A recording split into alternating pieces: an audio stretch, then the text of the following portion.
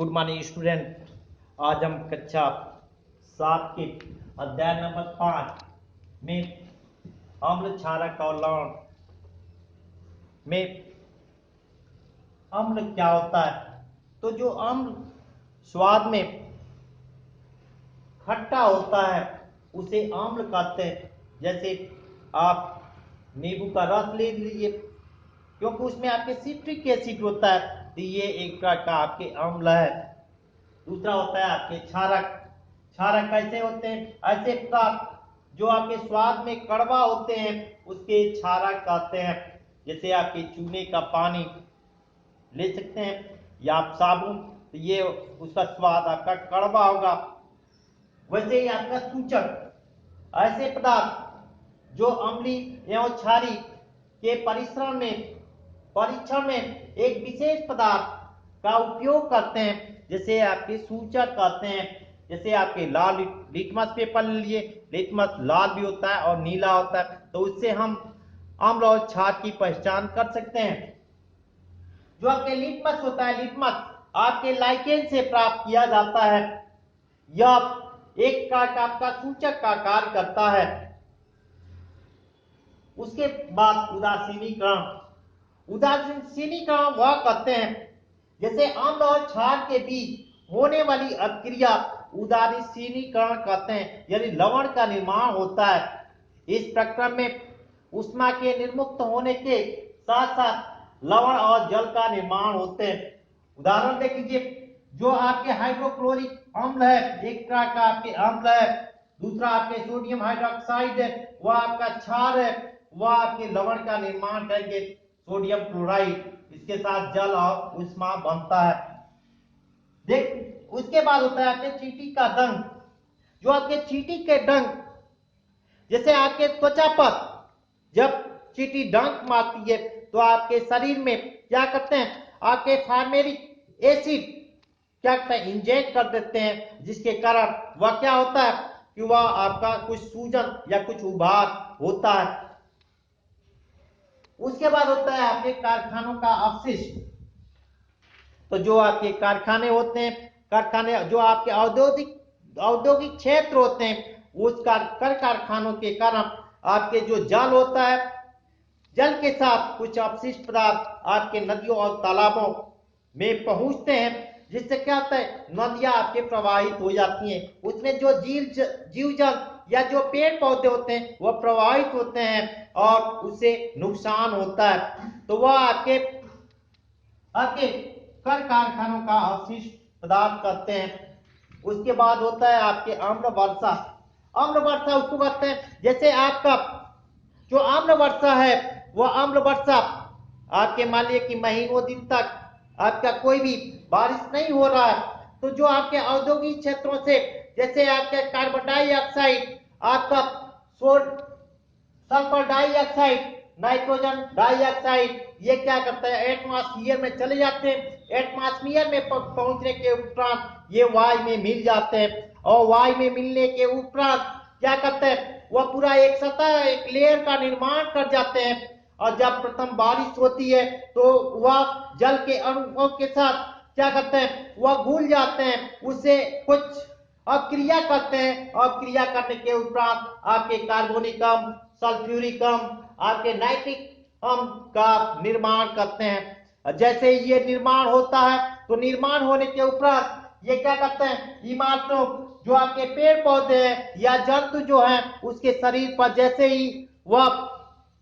गिरते हैं तो गिरने से उसके इफेक्ट डाल देते हैं। जैसे आप भी बारिश में, जो प्रथम बारिश होती है, आप जाकर उसमें स्नान करते हैं तो देखते हैं कि आपके शरीर पर आपके कुछ चकते चकते लाल धब्बे आपको दिखाई देते हैं, क्योंकि वहां पर ये क्या होता है, वह आपके जो एसिड रेन है, वह एसिड रेन आपके 7 के अध्याय 5 का अभ्यास क्वेश्चन कराएंगे।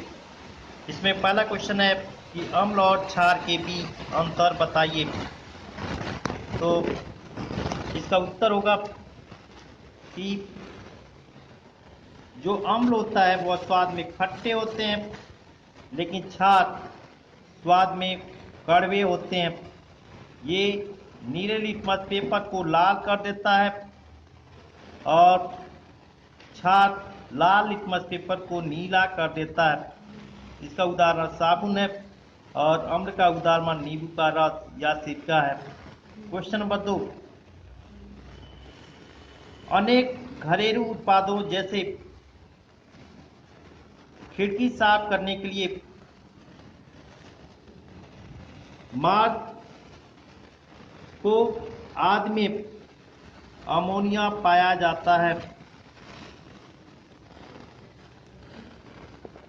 ये लाल लिटमस पेपर को नीले कर देते हैं।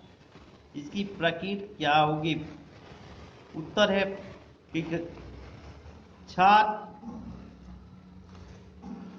लिटमस पेपर को नीले रंग में बदल देता है, इसीलिए अमोनिया का प्रकृति क्षारीय होती है। क्वेश्चन नंबर 3, उस स्रोत का नाम बताइए जिसमें लिटमस पेपर को प्राप्त किया जाता है।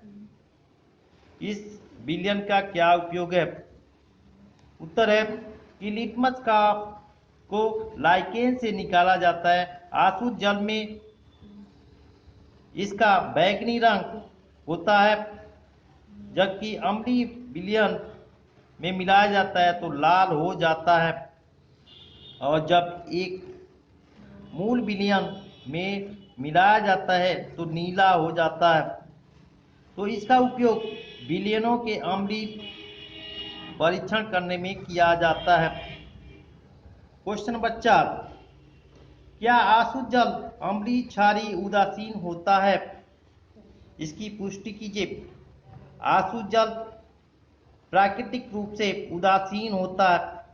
हम लिटमस पेपर पर इसका कोई प्रभाव नहीं होता है।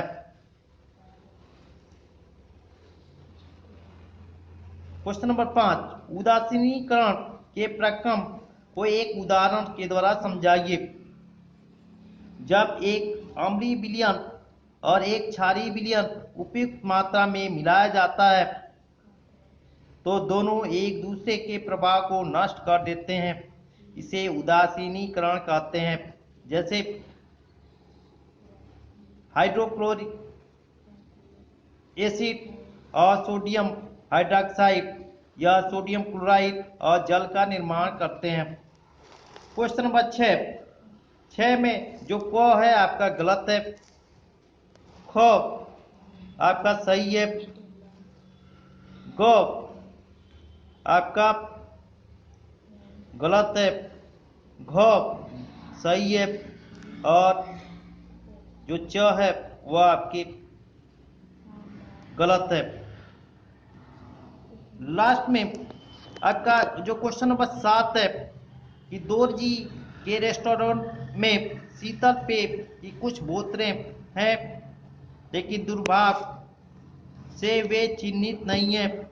उसे ग्राहकों की मांग के अनुसार पेय परोसना है। एक ग्राहक अम्लीय चाहता है, दूसरा क्षारीय चाहता है, तो तीसरा उदासीनीकरण पेय चाहता है। दोरजी को यह कैसे तरेंगे कि कौन सा बोतल को किस ग्राहक, चूंकि उत्तर इसका है चूंकि पेय पदार्थ खाद्य, इसलिए पेय सीखने के निर्णय ले सकते हैं।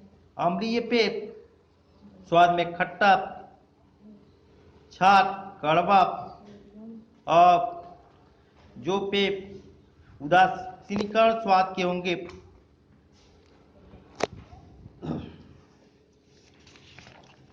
क्वेश्चन नंबर 8, समझाइए कि ऐसा क्यों होता है। क्वेश्चन नंबर 8 का क है कि जब एक अतिलंबता से पीड़ित होते हैं तो प्रति अम्ल की गोली लेते हैं। इसका कारण यह है कि अम्लता के दौरान पेट में अधिक अम्ल उत्पन्न होने से प्रति अम्ल से क्षारक होते हैं। जैसे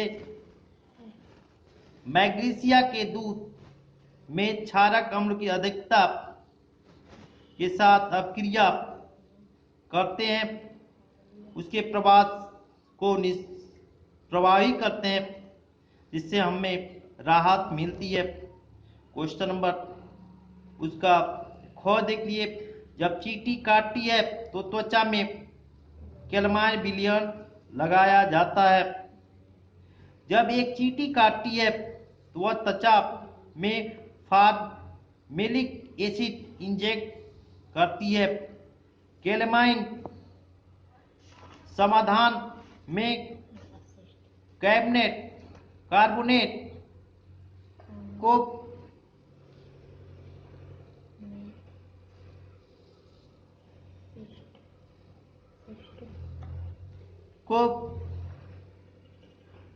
फॉर्मेलिक एसिड के प्रवाह को बेअसर करता है। गौ में देखिए कि कारखानों के अपशिष्ट जलाशय को बहाने से पहले उसे उदासीनीकरण किया जाता है। फैक्ट्री अपशिष्ट में एसिड होते हैं, इसलिए अपशिष्ट जब सीधे जल निकायों में फेंक दिया जाता है और जलीय जीव का नुकसान पहुंचता है। इसलिए जल निकायों को निपटने से पहले इस अपशिष्ट को क्षारक रसायनों के साथ निष्प्रभावित किया जाता है। क्वेश्चन नंबर 9 देख लीजिए। उत्तर उसका है कि जब हल्दी सूचक का रंग लाल करने के लिए बदलता है तो प्रकृति क्षार होती है, यानी NaOH।